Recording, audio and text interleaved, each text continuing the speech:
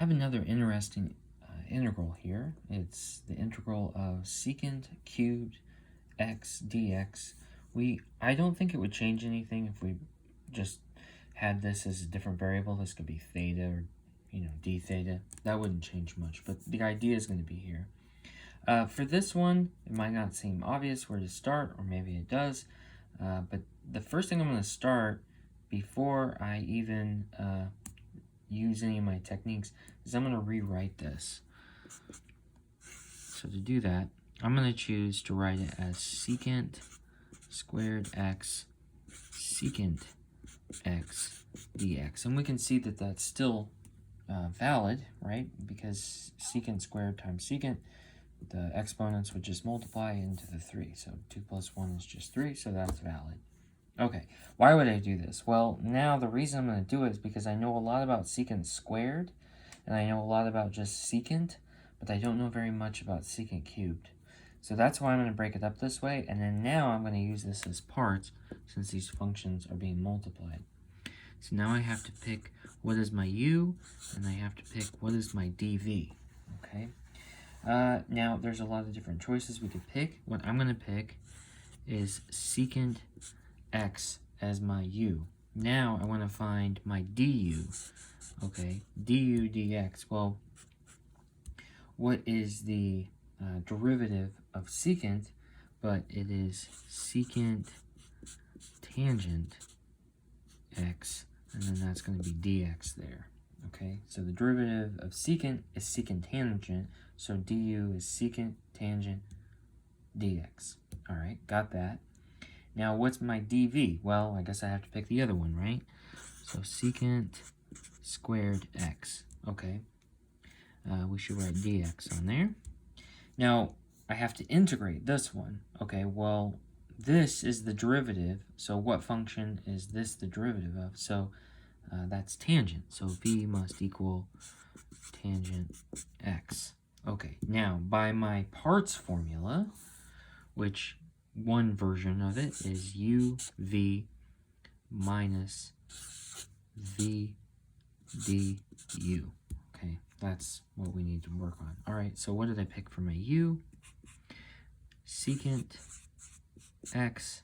What did I pick for my v? Tangent x.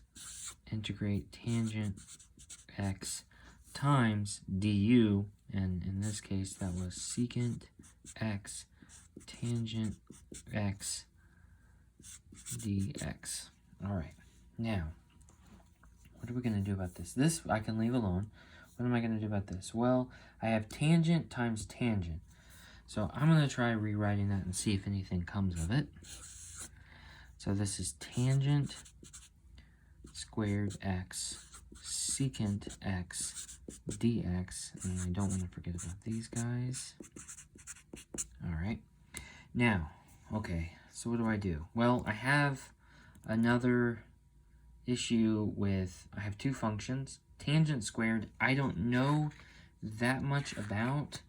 The only thing I can think of is that Pythagorean theorem identity that we could use. And so it turns out that is what I'm going to use. But as far as integrals, I don't know. As far as derivatives, I don't know.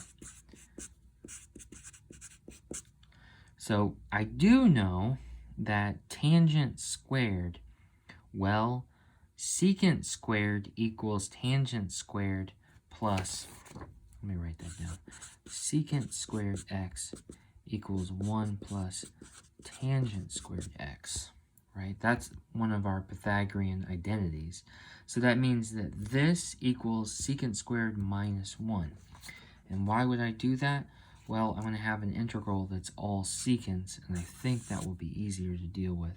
So my tangent squared becomes secant squared x minus 1 times secant x dx.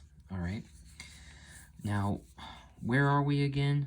We claim that this is equal to secant cubed x dx. That's what we're claiming, that we haven't changed that yet.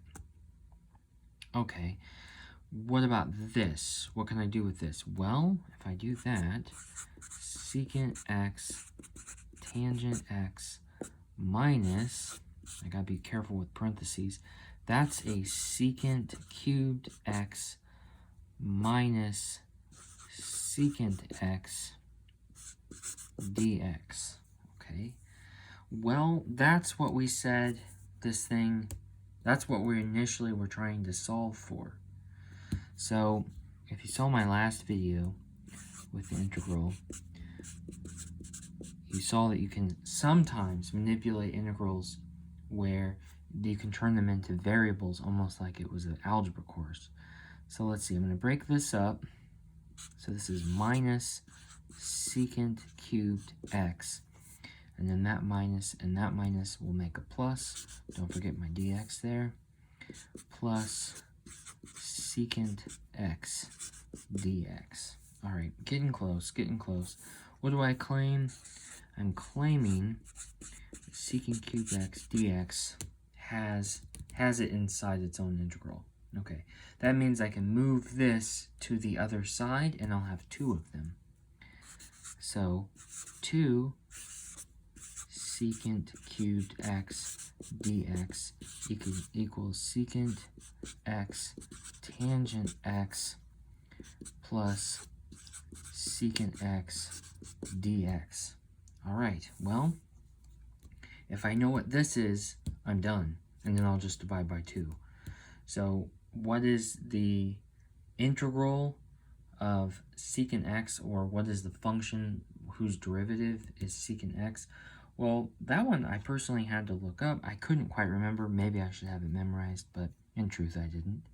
So it's the natural log of secant x plus tangent x. So I had to look that one up. Plus c. All right. And then this was already evaluated. All right. And we just need to divide by 2.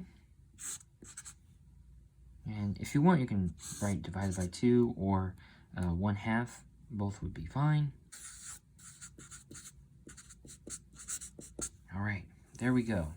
So that's it. And of course, that constant gets divided by 2, but that would just be another constant of integration. It wouldn't matter. So this is my solution. Okay, it is messy, and I think what's interesting is that when you do the integral, you get the integral back, and then you move that around. That's kind of one of my favorite things that happen in integrals. So I thought I might show it today.